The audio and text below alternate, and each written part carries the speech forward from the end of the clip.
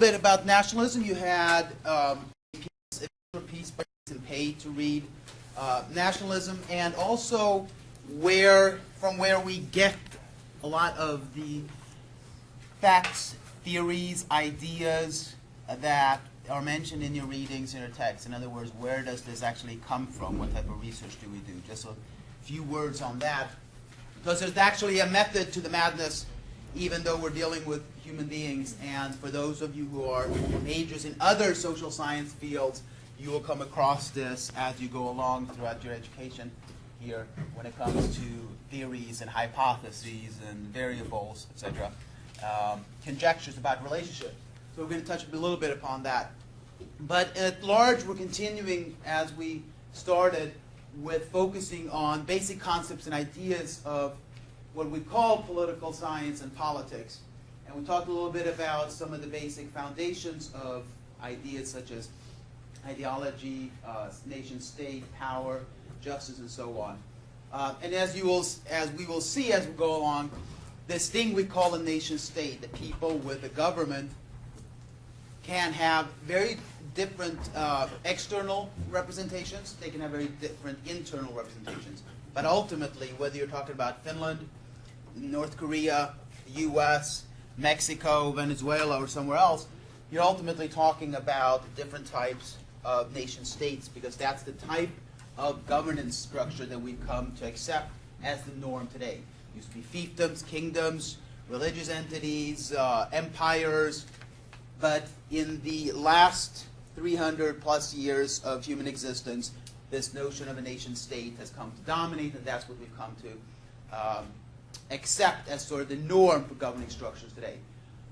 But because you have a government, some sort of authority, people, a territory, and that others recognize you as such, doesn't mean that you're similarly structured and focused inside.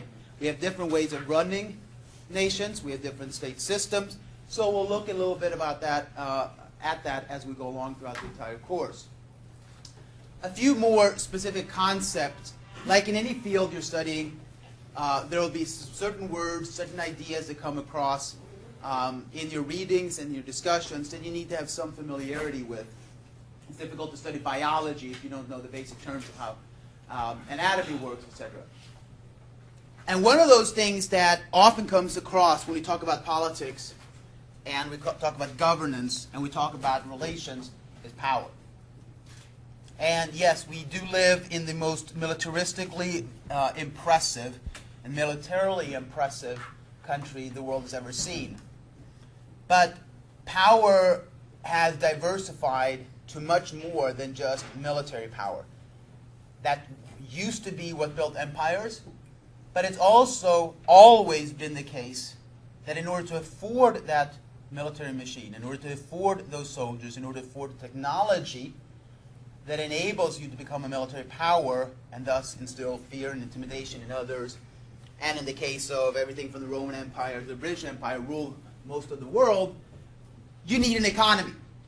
And today, when we have fewer state-on-state wars, there are fewer military disputes between countries than in ever in recorded human history, and that there are fewer deaths from military conflicts than ever in recorded human history. Although, as we'll discuss later, we know of everything that's happened, so sometimes it feels like it's a lot worse today.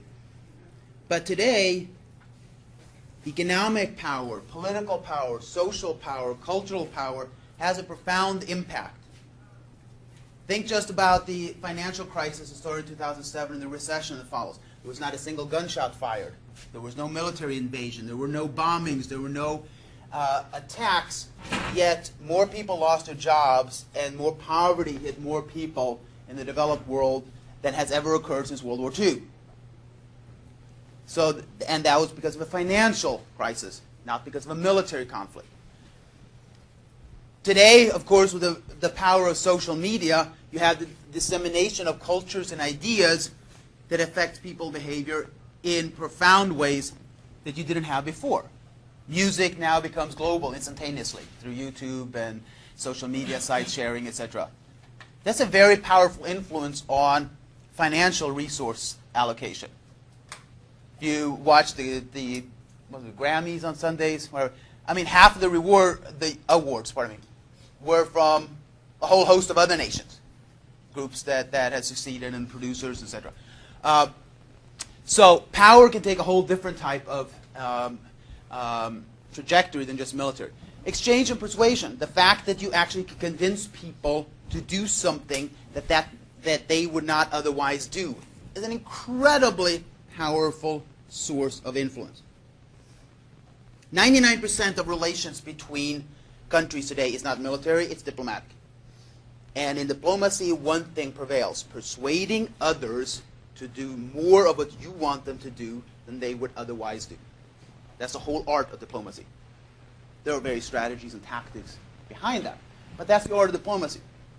And the more you can get other people to do what they would not otherwise do because of your persuasive approach, your rhetoric, your ideas, your arguments, the cheaper it is for you and the better it is for you. Hopefully the partner also perceives it as better for them. So persuasion is very, very important. And we see this throughout history where people have convinced others to do what they would not otherwise do. Ideologies are persuasive. Otherwise, fascism would not have risen. The ideas that somehow some race and ethnic and physical attributes of a person are better than others. Religious fanatics would not have prevailed throughout history and still today in many parts of the world without persuasive arguments. So persuasion is a form of power and influence that is very, very important. And social forces, social norms. No one's holding a gun to your head forcing you to buy the latest fashion and follow the latest fashion trends and buy the most popular music. But somehow it seems that every season and every year there are certain things that are more popular than others. That's a sign of social forces. Media distribution, social media sites, you communicating with each other. Airlines now use you to do all the work, to book your tickets, print your tickets, to keep track of your miles, etc. for those of you who start flying. And many other companies do the same thing. They use you as laborers. That's a source of power, to get you to do what they would otherwise do for them. So we start thinking that power is a lot more complex. And finally, the power of attraction. The most conflict-ridden war zone in the world has been the European continent. Up until 1945, it had about 30 years of peace for the last 1,200 years. There was constant warfare, bloodshed. But since then, the power of attractiveness and diplomacy have meant that no Frenchman or German wake up today fearing an invasion from the other side. No Pole wakes up today fearing a German invasion. No Italian wakes up thinking that the French or the Spanish are going to go to war with them. It's completely obliterated. Not because of military fighting, but an idea and a persuasive argument of integration and attractiveness of economic arguments. We'll see that later. It's the biggest example of the world where persuasion has worked to calm an otherwise militaristic continent. So it can work very, very effectively. Now, of course, you have both hierarchical and horizontal powers as well. If you think strictly legally, of course, we have the federal government, state governments, local governments. And if the laws in those areas conflict, which one always prevails? Yes, sir? The federal government? Yes. Because we have a hierarchy embedded in the Constitution that federal law always trumps state and local law, where the Constitution provides for the federal government to legislate. Where it doesn't, states can do whatever they want. Education policy, driver's license, liquor license, you name it, there are a lot of areas. But where there are laws in all areas, there's a clear hierarchy of power. Now, of course, you can distribute power horizontally too. In networks, a lot of organizations and non-government organizations, tasks are distributed across different people and different areas of specialty and expertise. Most motor vehicle companies today, assembly lines are distributed this way. It used to be very top-down with a linesman and people just following order. And Nissan and Toyota came along and revolutionized that, and now you have a very horizontal distribution of input throughout the entire process of making cars. So power can be horizontal as well. And it works in school districts. It works in where you have a board of every person having one say. So power can have both hierarchical and horizontal elements, and you can think of other examples, I'm sure, as well. You can have both direct and indirect, of course. Having the United States threaten you with an invasion is a very direct source of intimidation, of course, but it's a direct show of power. We have the ability to reach anywhere at any time across the globe militarily. That's a direct type of influence. Allowing others to sell products to us in America is a very direct source of power, because we're a very big, attractive economy for others to sell stuff to. On the other hand, indirect power can be seen as things like the proliferation of the popularity of Asian food. Use a common example. 20 years ago, you'd be hard-pressed to find any Indian or Thai or Vietnamese or any other decent food of that sort, or clothing or music, in anything but the biggest metropolitan areas. The biggest, what was that dance song on YouTube about Gangnam Style? Yeah. That's actually ridiculing the rich and famous in the richest part of Seoul. That's the purpose of the song.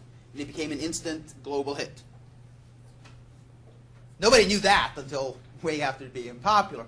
But that's an appeal of a popular type of culture that's not forcing anyone, but it's a very indirect type of power. Leading by example. I mentioned the fact that you had continental Europe now at peace for over 60 years. That's an indirect source of power, an attractiveness, an appeal. Looking, what have they done that may work elsewhere? Our high school system used to be the attractiveness of the world. Now nobody looks at it, and that was a source of power. Our university systems are. But indirect power is oftentimes leading by example rather than forcefully projecting, having an appealing aspect to it, but at the same time then that acting to influence others. So indirect power is a way of changing how we think and how we act, without forcing someone directly to do so. And of course, social media is a huge new form of power and influence, because power is ultimately influence. And today, no company, startups in particular, will survive without advertising on the various sources of social media. Pinster and Twitter and Reddit and Facebook and whatever it may be. That's a must. Because word of mouth actually matters more now than flashy ads in terms of generating either popularity or turning people off from a product. That's a huge source of power.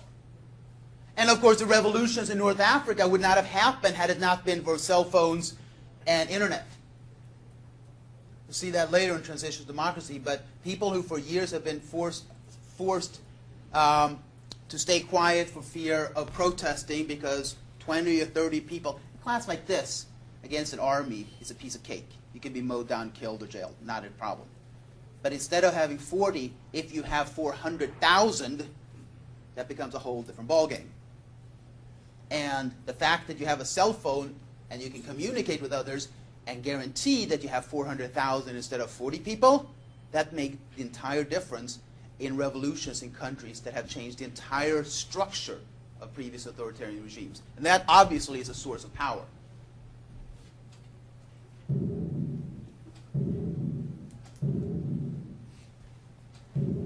We may not always think about this, but there is something very peculiar about the country in which we're in. Whether you are a citizen or a resident or just here as a foreign exchange student, there's something very curious about this country. Because for most of humanity, people have tied themselves to groups, when they've done so voluntarily, of course, through some sort of feature that they have thought bound them to others. Some physical or cultural or linguistic feature that makes people believe that they belong together. The Finns have a very unique language that has tied them together as a nation for centuries. The French use culture and language. You learn French, you act French, you become French as the signatory identifier of being French. That's what they propagated throughout their colonial areas. And so what ties people together can differ. Some are physical attributes, ethnicity, race. Others are learned, language. Others are culture, behavior, tradition. Others are religion. Some societies that tie themselves together, or people have thought of themselves as being unified along religious lines. That's how nation states started. People gathered together, Catholics, Protestants, etc., and at the treaties of Westphalia, the two in 1648 and 50, said, whoever dominates religion will dominate the people. In other words, they will rule that nation, and from there, the nation state evolved. So religion has been a profound gathering point or unifying force. So all of those are identifiable. They're not really tangible, but they're identifiable. How in the world is it that the United States even exists? Just look around this room. How in the world is it that we can even exist as a country? Yes, sir. We associate, other than I guess literally, like geographically, we would, I want to say ideologically, but I think we still, like on the board you said before, it said internally we disagree, but externally it's pretty similar. Like I think we have the same general ideology. Like most people here believe in a government by the people, for the people, all that, free enterprise, stuff like that, freedoms and things like that. We disagree, but like I think it's ideologically that we're bound. Okay, so ideas and ideology binding the United States. What are some other ideas? Either that pay raises. I presume you've read the article. It's very, very important. It's a very short but very pertinent argument about the core of American nationalism. What else does he point out that binds Americans? Or if you've read de Tocqueville's books from the 1840s, you can refer to that too. What else is that binds Americans? Money. What? Money. Money. Well, there have always been other countries that have also been rich. But maybe there's something in capitalism that binds Americans. Okay? What would that be? Freedom to make money. Freedom to make money. Okay? There's been traditionally fewer obstacles to pursuing wealth in the United States. That's definitely true. More opportunities for money. Opportunities, well, how? Resources, jobs. Okay? Resources, jobs. Yes, ma'am. Sorry? I was going to say, pursuit of the American dream. Okay, mine says pursuit of the American dream. What does the American dream mean? The nice house, the family, dog, nice car, just living the normal, typical life, just being above mediocre. Okay, notice what she said. House, family, jobs. None of those have any relationship to race or ethnicity or religion or specific cultures, right? So what is it then? What is it? Why is it? Two specific questions that Pei addresses. Why is it that we can manage to stay as one country? And two, what's the difference between patriotism and nationalism?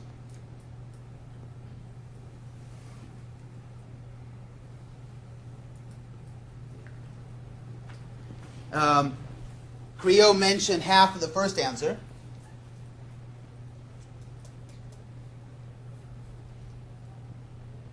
we have this idea, and if you haven't read the Pay article, I must again urge everyone, there is no way that you will understand this without reading it. So if you're trying to skim back without reading it, you're going to be lost. Okay?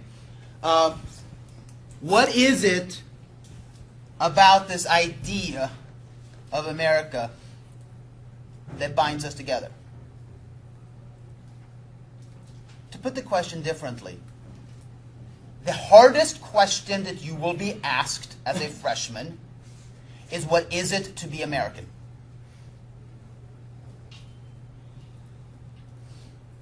Unless you've had the fortune of spending a significant time abroad, that question is probably the hardest you're going to get. Yes? Yeah. Well, isn't it more about, like, I mean, I understand the whole American dream thing, and the people want to have, like, you know, almost like safety and a comfort. I think it more is about literally safety. Like, if you are willing to work hard, put in your share, you deserve to have all, like, you know, the life you want, and not have someone just come and take it or something like that. Okay. Ideas, safety.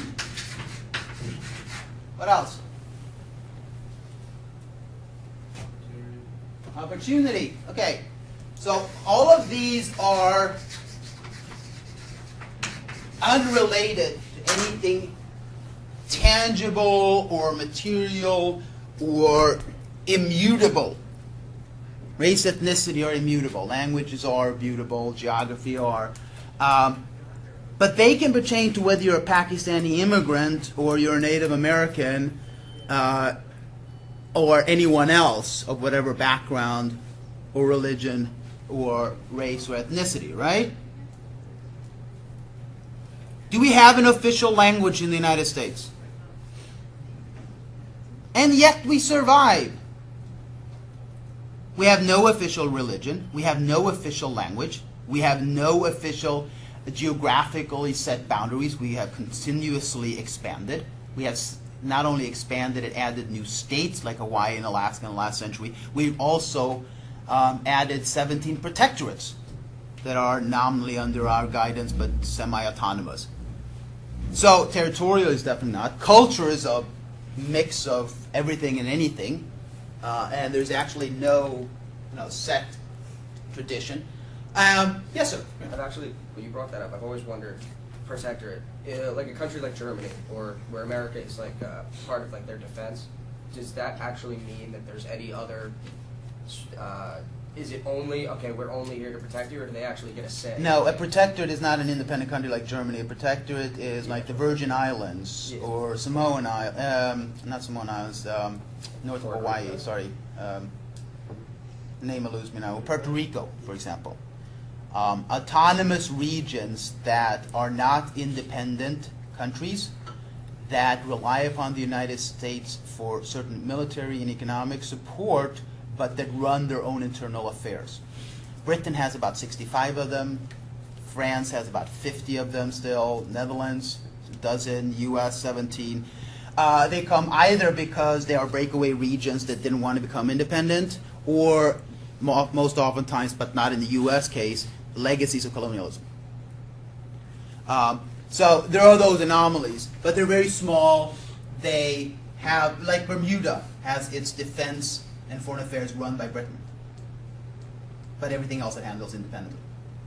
So yes, there are quirks like that, but the point is we have a set territory. They can change. Puerto Rico, if they want to go independent, they can. It's not like we're going to fight them on it.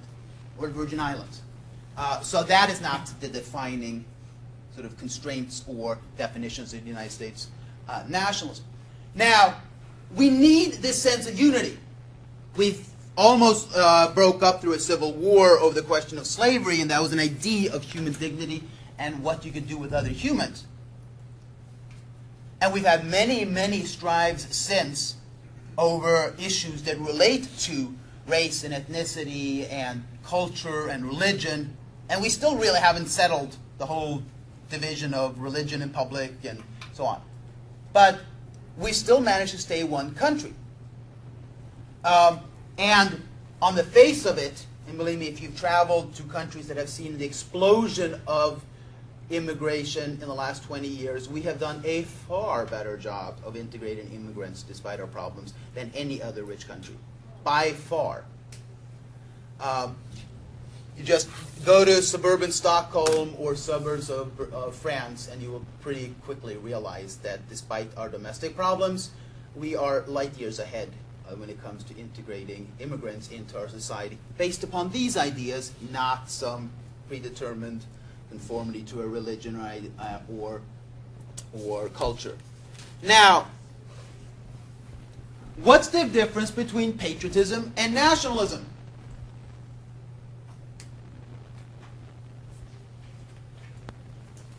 If you need to have a sense of we-ness to survive as a people, you have to have some sort of sense of belonging. What's the difference between being nationalistic and what Americans like to think they are, namely patriotic? Is there a difference? Gentleman in the back seems very puzzled. No difference?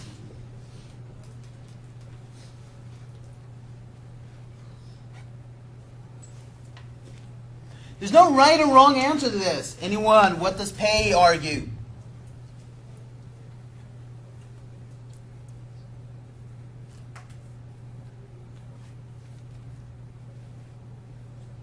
Is there a difference? Yes. Give it a shot. I think that nationalism kind of describes the people of the country, and patriotism describes their I guess spirit or proudness of their country. It's a very good distinction. It's a distinction that many scholars have tried to make between the issue of patriotism and nationalism. Many times Americans, the one big rich country today that we have never fought in a war, anyone know what that is? The only major power or semi-major power that has a rich history of colonialism, sits on the UN Security Council, the only country we have never fought in a war. Yes, sir. China. France. We sent troops into China during World War I and other skirmishes as well when it came to the Russian Revolution. But we never fought France. But we like to deride France for being nationalistic and overly sensitive, etc. And yet it's the only country that actually went bankrupt to help us fight the British. And the only other country that has the same sort of approach to nationalism versus patriotism that we do. But as I said, Hins oftentimes don't realize how similar they are. But this notion of patriotism versus nationalism is not so much important for our sense of being, but it is important when you think about whether or not we portray us or how we portray ourselves internationally. Public diplomacy in the United States, a lot of commentaries on TV, both public officials and private commentaries, tend to deride nationalism as this destructive force. Nationalism is what happens when you have civil wars in developing countries. Nationalism is what gives rise to rightist extremist parties, to fascist parties, to these ideological outcasts that cause governments to fall. That's what nationalism is portrayed as. Patriotism is this saving grace, this unifying, this glorious unifying force that only we have. Yes, sir. So it's just two words for the same thing, pretty much. Most argue that. I'm not saying one or the other. You have to make up your mind. I'm giving you the argument, and Pei is giving you the arguments for the differences and similarities. But we have a tradition in the United States to only use nationalism as a negative versus patriotism as a positive. But without a sense of nationalism, without a sense of nation being together, countries would physically not be able to stay as one unit. Yes, Priya? Nationalism is here, your belief, your country's better, you have the right to go, take other countries over. That is the negative aspect of. There are two aspects of nationalism. One is the exclusive one, where we are better than you, we are superior, and that's oftentimes what that gives rise to things like fascism. And as we'll see later on, we look at that. It's very much the same as in gang behavior. We are better than you, therefore we exclude you, therefore you are considered less. Or the sort of inclusive nationalism, where the French, for example, in their colonial endeavors, and in no way, shape, or form defending colonialism, but their colonial endeavors were very different than Britain. France said, if you learn French and behave like French, you'll become French. Versus the Brits, well, you can never reach to our levels because you can never be as sophisticated, you can never be as astute, you can never be as good as we are. So you have the exclusionary nationalism and the inclusive nationalism. The inclusive nationalism is necessary. Our country would not exist without it. There has to be something that binds us together, that newly arrived Pakistani immigrant with the long fifth generation Midwestern farmer. They have to have something that binds them together, otherwise the country would implode. But when you have that exclusive type of nationalism, you reject those incoming elements. You reject newcomers because they're not like us. So that part of nationalism is what gives rise to fascism, anti-immigrant movements, far-right parties that reject any type of inclusion. But those two elements are very different. One is necessary, otherwise we wouldn't continue to exist, we wouldn't have countries, and one is detrimental and destructive. And obviously there are elements of this exclusive nationalism that has led to the parting of people from each other, because otherwise we wouldn't have gone from 50 countries to 200. Obviously throughout history there are people who said we'd rather live together with this group rather than living as part of this larger group. Otherwise we wouldn't have the explosion of nation states. But it's very much an argument between patriotism and nationalism. Whether it's academic or not, you can make up your mind, but these are used differently. If you read in the media, if you read books about American politics, if you listen to foreign policy commentaries, if you listen to what other people from other countries say about Americans, you go, Pew Research Center will show that a little later. You can see what others think of Americans, and we are very much seen as nationalists, but we portray ourselves as patriotic. But the rest of the world sees very little difference in our nationalism and patriotism. Another aspect of political science that binds a nation state, the basis for a country, is of course sovereignty. You have a people that wants to stay together. You have a territory in which they want to live. You have some sort of governing structure, whether it be a religious leader, an authoritarian, a democratic government. But you have some sort of governing structure. And then you have some recognition from others that you are a country. Most countries in the world recognize the existence of the United States. Most countries in the world recognize the existence of Germany. Most countries in the world recognize the existence of Israel, but far fewer. About 80 countries in the world do not recognize the existence of the country of Israel. The two latest countries to exist, Kosovo and South Sudan, are only recognized by about 50 countries. But they have been recognized as nation states by Russia, by by China, by the United States, by Canada, by most of Europe. So they are, in fact, mostly counted as nation states. But you need two things. You need both legal recognition, that comes from others, and you need actual sovereignty. Now, you will hear critics say that we can't control our southern borders. They're leaking like sieves and people are in and out. But we have really good control of our borders compared to most other countries in the world. We're blessed with coastlines on the east and west coast, which makes it a lot easier, and a very friendly country up north. But we have both actual, physical sovereignty. We can control our borders. We know who's here. We know that laws are abided by. Our government is in control, despite all the practical problems. And we are recognized by most countries in the world. Take a country like North Cyprus, which is a little tiny island in the Mediterranean in Europe, which The northern part was invaded by Turkey in 1974, and in 1982 said, we're a country. And the only country to recognize it is Turkey. It's not a member of any organization. It's not recognized in the UN or by anyone else. So it's neither a legal or an actual sovereign country. It's just a self-declared country, an entity that has existed for now over 30 years because Turkish troops sit there and others really don't care too much. So that's a very different story. But whether that will become a de facto sovereignty, a sovereign country, that's another question. I have another student who's from Taiwan. One of those curious anomalies in international relations. It looks like a country, walks like a country, talks like a country, acts like a country, is treated like a country, but it is not recognized as a country neither by the United States, nor by most Europeans, nor by China, of course, which is seeing Taiwan as part of itself. And we recognize only one China, of which Taiwan is one part, but we treat Taiwan in all other areas as an independent country. So these things are not always as straightforward, as simple as they may seem.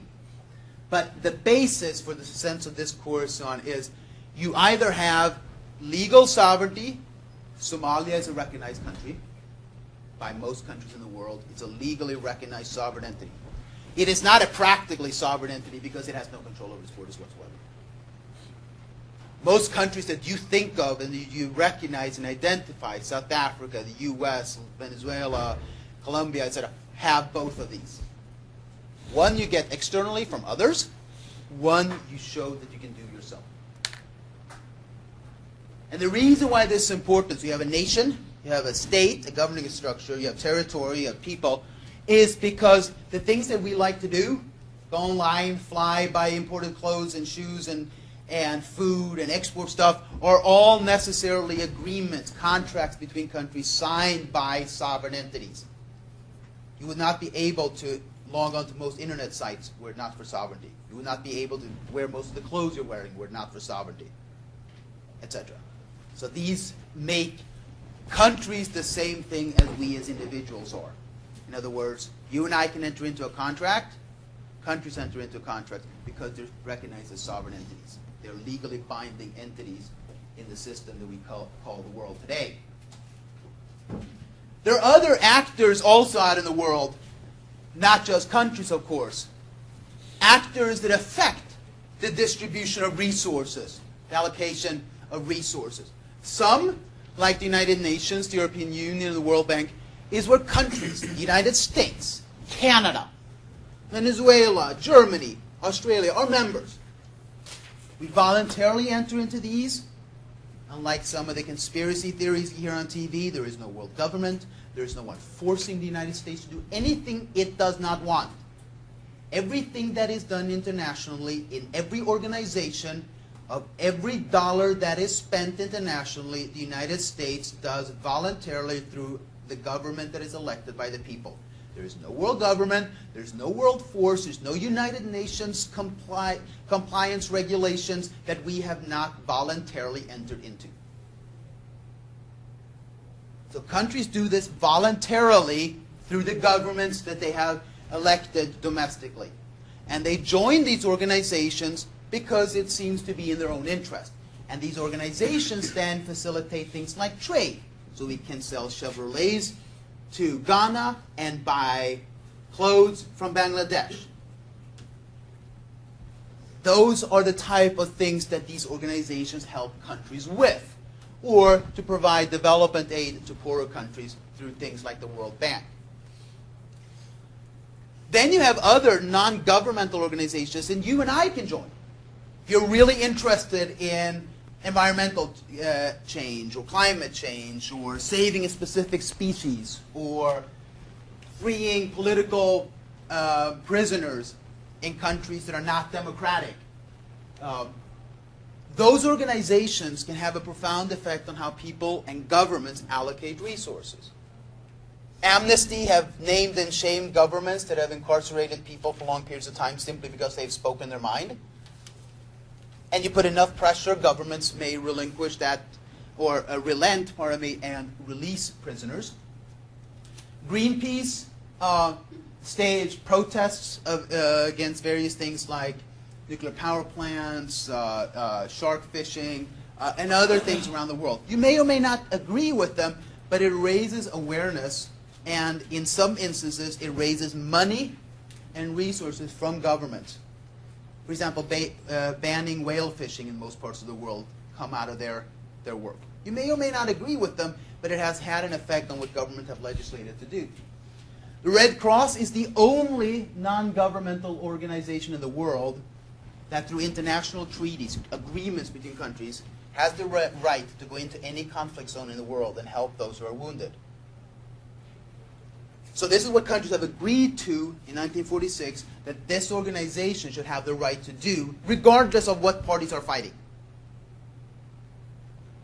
And that then has, on several occasions, if you look through conflicts in history, not always, but on many occasions, forced ceasefires for a temporary period of time so the Red Cross can evacuate wounded and civilians that shouldn't have been attacked in the first place, or even truces so that the Red Cross can come in and extract people. That obviously then affects how governments act. Other actors today, because of technological innovations that ease of shipping and production around the world, include these multinationals. When Shell opened up in oil exploration in Nigeria, they built roads, schools, community centers. They invested in the communities and infrastructure the way government had it, obviously affecting merchants and business people's ability to make a living in Nigeria. Had a direct effect on their economy and the distribution of resources. When McDonald's opened up in Russia, there were no standards for poultry or potatoes. The company single-handedly wrote their standards for poultry handling and potato distribution in Russia, thus changing the agricultural setting in Russia. So what these corporations do, they bring not only jobs and, of course, investments, but they affect the way in which regulations in the countries they invest in may be written. Some of them come in with expertise in different areas, some come in with a lot of resources. And then, of course, individuals. Does anyone know who Ted Turner is? Yes, sir. He founded CNN and TBS. Yes, Jason's right.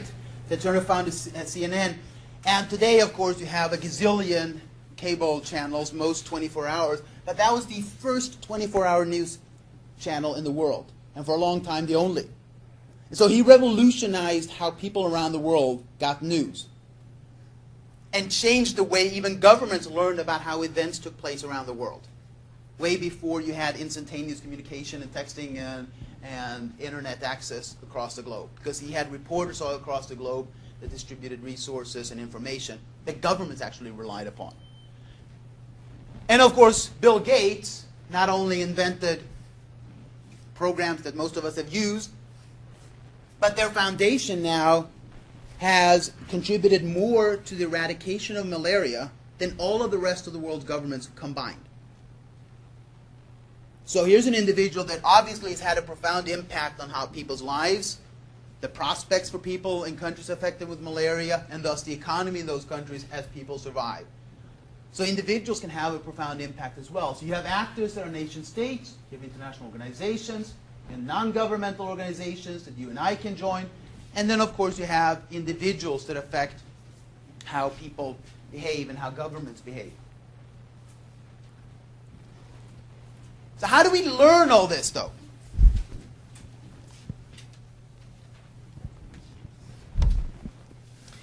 If you're an economics major, you're a sociology major, most of the history majors, most in finance, business, you will come across different types of research design. You will come across different types of theories. You will come across different hypotheses, conjectures about relationships. Because ultimately, and of course, if you're in the natural science, that's a given as well. You have to have some idea of why putting this component together with that component would generate anything of interest or generate anything that's useful. Otherwise, we wouldn't have drugs. We wouldn't have medicine. We wouldn't have new components. But even in the social sciences, although we're not dealing with definitive attributes, in other words, something that is the same whether it's in Switzerland or North America or South Africa, the physical world is easier in that sense. Because an atom is an atom is an atom, a molecule is a molecule, a brain cell is a brain cell, etc. But when you're dealing with human behavior, people are, of course, affected by culture, by background, by their upbringing, but a whole host of things that are very context specific. But we nonetheless have to try to make sense of what we see, because ultimately politics, the governing, and the allocation of resources depends on people deciding to do something. And if we want to understand why people do what they do when they do it, we have to have some sort of system. We have to have some sort of idea of how we get to that knowledge. So even though we're dealing with unpredictable entities such as humans, we have to have some idea of how to go about doing this. It's more complicated, it's more tedious, it takes longer time, and we only deal with probabilities. A new cancer drug in the United States has to go through a huge array of tests. It has to go through extensive research first, animal or substitute testing, and then individual human testing in several stages. And in each and every stage of that, if you find a percent that aren't helped, it's most often cancer. The criteria for having new life-saving drugs approved is very, very stringent. Because think of this, if the drug either kills you or cures you, you don't really want a 95% certainty that it'll help you. Most people say, no, I'd rather be 99.5 or 99.9% certain that it'll actually work. But in humans, when we deal with theories and explanations of human behavior, a 95% certainty is almost unheard of. If you can explain 50% of a very small sliver of behavior, really good. And this applies to psychology, philosophy, economics, and all of the social sciences. An economic model of the stock market that can explain 50% of the behavior, 50% of the time, you would now win not only a Nobel Prize, you would be a billionaire in a second. But we still have to try, and we deal with probabilities that are lower or higher. And many iterated studies, iterations over time, from different perspectives with different people, generate some understanding of humans' behavior. That is why ultimately later on I can say there are certain characteristics of groupthink that if I put you together to decide on how to react to an attack by North Korea in this room, I could predict certain behaviors with very high probability, knowing nothing about you, just because of statistical probability of human behavior in groups. That's also why we know that once you have elected public officials, a free media, transparency in the election process, transparency in free elections, a free media, and general and steady elections, those countries will not fight each other militarily. You will not have a military dispute between the U.S. and Canada over oil pipelines. They will solve it diplomatically. You will not have a military dispute between Japan and Germany, or Finland and Sweden, or France and Portugal. Because we've shown through thousands and thousands of studies in different contexts with different definitions of democracy and war that countries that have those attributes do not fight each other militarily. They solve things through diplomacy. So some things we have come to understand. But in all of the social sciences, when we do research, and the results that you see in the textbooks and that I'm conveying, that you see in the articles, come from some structured research with different underlying theories, different assumptions, but we make those clear. What are the assumptions that you have about this research? Do you have an ideological slant, or oftentimes you have an idea, present it? What are the methods used, and what are the theories? Because this is ultimately what we want to explain. Think of this. If the world was just an instant of non-repeated events, it would be completely incomprehensible. You would literally not know what you were doing in this classroom.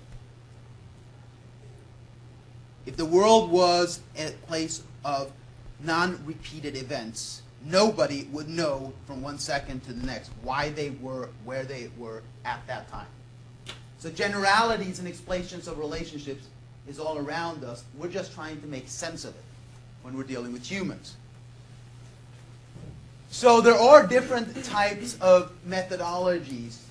There are large studies, statistical studies. I'm a big stats guy. I love numbers. You can do large studies just on statistics today that are just fantastic. You can get statistics on early childhood education from all around the world, down to local communities, and do a whole host of testing that you may be interested in. Or you can do very small tests. Observe a Native American tribe today through a lengthy period of participation, very common amongst anthropologists, and get a very good sense of how humans behave. But what most social science studies start with is a common sense approach. What is it that I'm interested in? What's curious? Why is this interesting? Why is it, to use an example that most Americans don't know about, but they know about Amsterdam, why is it that when Portugal decriminalized all drugs, drug use fell? That's an interesting question. Portuguese government thought that was interesting too. So they commissioned 2 external studies to look at that, both in individual small groups and in larger societies. Just as an example. We can be interested in different things. Cultural, structural, ideational, institutional. In other words, what makes a cultural influence on people? What type of governing structures are best suited for different people? As we'll see when we talk about the Constitution, countries have had to write constitutions, a lot of them, over the last 50 years, because we have 150 new countries. An average of 6 new constitutions are written every year around the world. We're one of the very, very few countries, actually we have the longest serving, continuous serving constitution in the world. But a lot of countries rewrite the Constitution. And they have to ask, what fits us? What fits our country? What fits our size? What fits our background? What fits our approach to religion or other aspects? So the structure of how we're going to run our country. And you may be interested in how that works, and look at that. You may be interested in institutionalized practices. Why is it that certain behaviors are so common in certain people and not in others? Are they better? Are they worse? To use an example that is in the news right now, and a lot of discussion about education policy. American high school scores are the only developed country in the world that is on a downward projection of knowledge in math and science. The only in the world. All other developed countries have an upward projection and improvement in math, science, and reading scores. Why is that? Why is it that the way in which high schools are taught generally in the United States, and of course understand that this is a general cumulative results, over time have had a downward slope versus countries like Poland and Finland and South Korea have had a strong upward slope. That's something you may be interested in, and that's an institutional question. That's a political science question because it has to do with allocation of resource. It has to do with how government is structured and how institutions are set up. We may be wanting to take a behavioralist approach. There's strong disagreements in the social sciences between these. Some say that you can quantify everything, some say you can't. Leaving that large debate aside, many of you will probably come back to it in other courses, but many of us want to know why people do what they do. So we're interested in things like interactions between people. What socializes people? What makes them think the way they do? How can you convince people? Looking at social settings and interactions over time. Much of my own research goes to institutional and behavioral methods. How do people in leadership groups get socialized over time? How does their thinking change? How do they become accustomed to new ways of doing things through small group behavior in iterated interactions over time? Others just look at big data. Here's unemployment, here's economic growth. What are the relationships over time? That's very valuable too, but it's a different type of research. This is what all of us strive to avoid. This is what you find in commentaries, in opinion pieces, in news commentaries, on talk shows, radio, TV, online. This is where people express what should be done. This is the expression of personal ideas of what should be done, or who is to blame, or who I think is to blame. This is what you want to avoid, not only in the research paper here, you want to avoid it in any research paper. Because you don't want to examine a question, examine a problem, by saying, I think this is wrong. This is what closes your mind to counter arguments. This is what closes your mind to counterfactuals. This is what closes your mind to understanding your own beliefs better. This does not belong in research papers.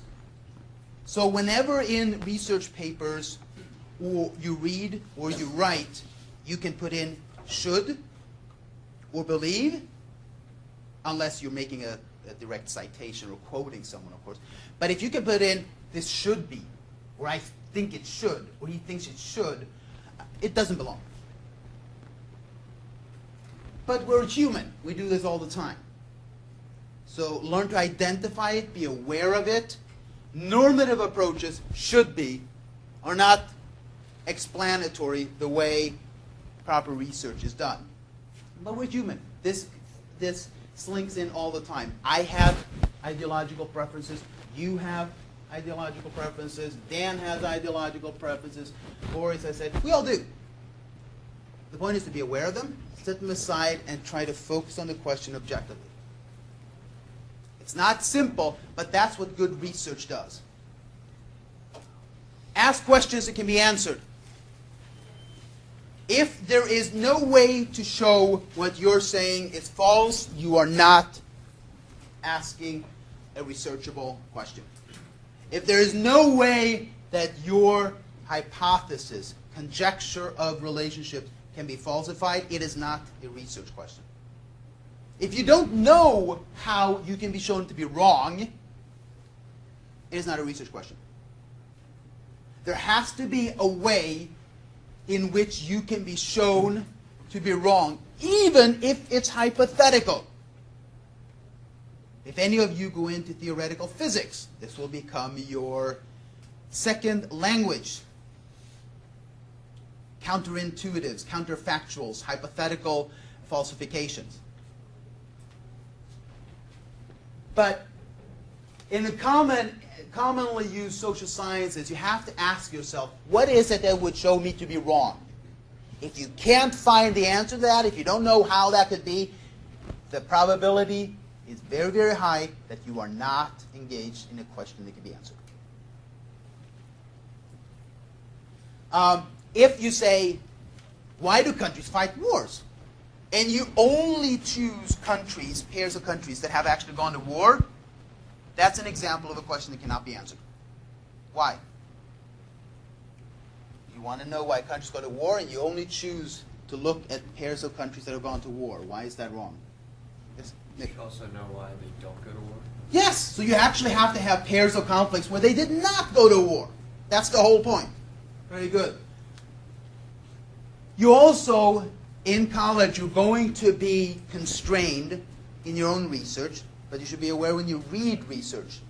In this class, you're going to read some some research articles as well as some book chapters based on research, there's a limitation to what you can do. You may only be able to do participatory observation on a middle school class in Strasbourg for 1 week. Okay. There's a limit to what you can do. You can't fly away to 40 countries and spend 3 years doing it because you don't have the means or the time. But then cater your research question to what you can actually answer. Most of you in the social sciences, if you're social science majors of any sort, you're going to have senior seminars, you're going to have research projects. Remember, there are limits to the material and the data you can acquire, but focus your question to fit that so that you can actually have a viable question to answer. And ultimately, this is why we're doing all this. The reason why we have hundreds of thousands of articles on nationalism, the reason why, as part of academics, we have to publish, is not just we know what's going on in the world, we want to specialize it, add a little bit to our existing knowledge, which is the purpose of every one of you in this room. Whether you're a nurse, or a nursing major, history major, physics, chemistry, ultimately, whatever you want to do with your life, you want to make society better. You want to add to the existing knowledge we have by coming up with new ways or new ideas or showing through research what does or does not work. That's the whole purpose of research. That's the reason why you have the material and the text that are assigned available to you. We know more today than we did 50 years ago. We know more today than we did 60 years ago. We know more today than we did 10 years ago. That's the whole point. To add to existing knowledge, not just for the sake of doing research or for the sake of publishing something.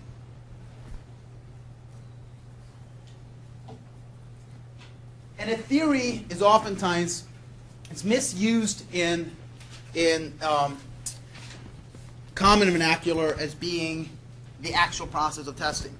But in every field you're going into, in every field of study that you are going into, there are theories that have been tested through hypotheses to generate statements such as A causes B, or A most likely leads to B and C.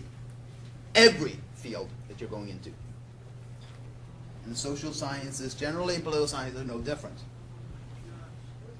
A theory is a statement about relationships that are tested through hypotheses. Hypotheses is where you specify, this is what I mean by democracy. Here's my definition. This is what I mean by war. Here's my definition.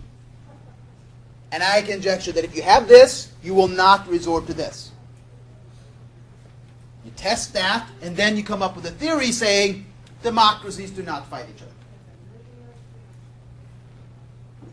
The same applies to any of the social sciences, any of the natural sciences. We wouldn't know that gravity existed if this wasn't the case. We would have no idea what string theory is in physics if this wasn't the case. We do this all the time in every field. We generate testable statements, hypotheses, to come up with theories, or to reject existing theories. Some are very general, about small group individual behaviors. Some are grand. We all need them. And you can think of your own field of interest, your own major, if you've declared one, or your own field that you're interested in going into. And there are things in that field, whether it be physics or chemistry or physical education or economics or any other field, where you read, this is most oftentimes the case because, or this tends to lead to, or this is why most people do this. Those are the theories generated through testable hypotheses. And one more thing that most people tend to be scared about. If you are shown to be wrong about your conjecture, about your relationship, chances are very high that that is a very good thing. More knowledge has been generated by proving different theories wrong than showing what's right. Because it saves a whole host of other people the time and effort to go through various different reiterations of the same thing with slightly different test cases just to be shown wrong 20 years from now. So to have a good, well-structured research question and to be shown to be wrong is oftentimes far more important. Like there was a big 20-year study that came out last week that showed on 20,000 people taking vitamin D supplements in Northern Europe is a waste. The hypothesis was this helps with calcium uptake and blood circulation. 20,000 people, reiterated 20 years, they thought it was a waste. Now that's a very good contribution when you were shown that you were wrong.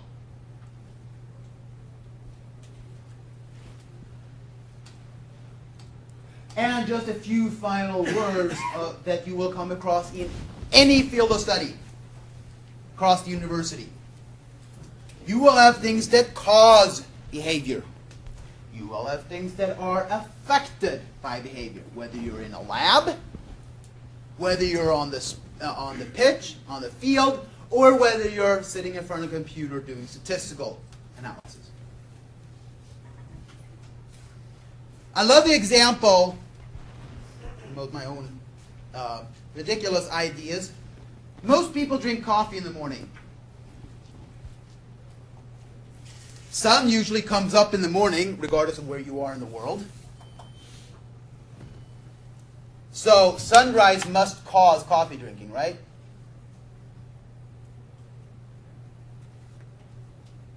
No?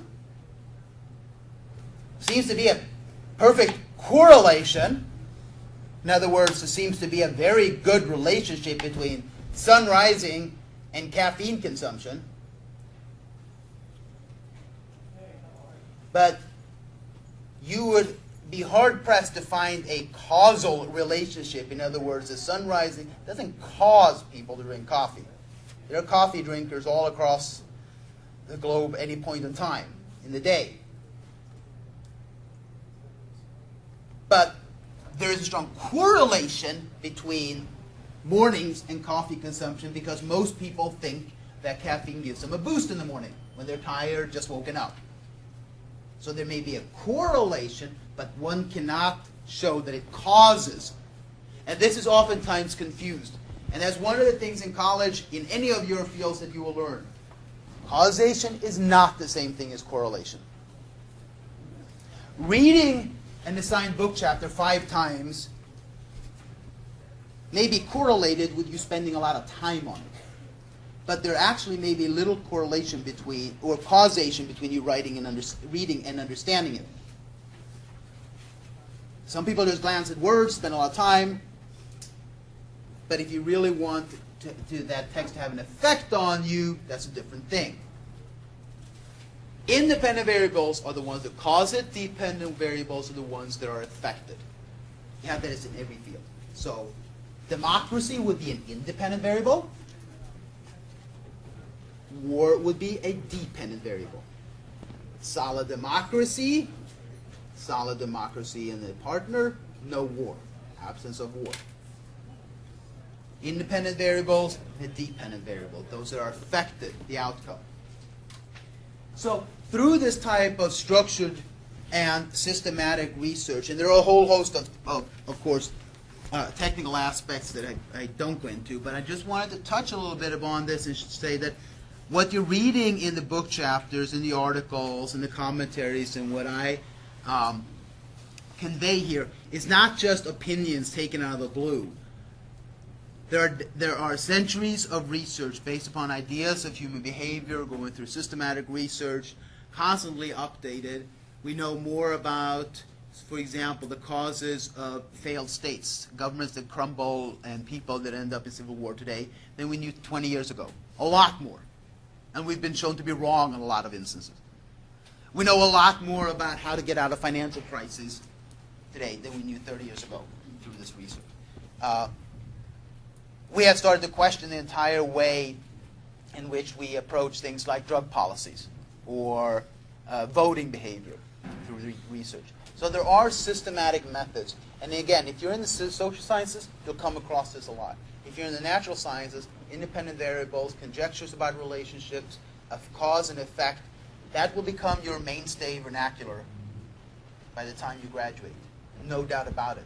because that is all that natural sciences is about.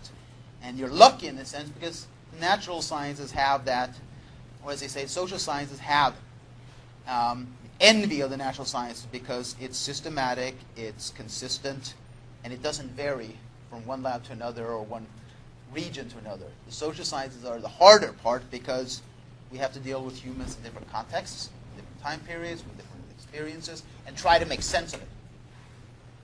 But there is a system to the information that you are given.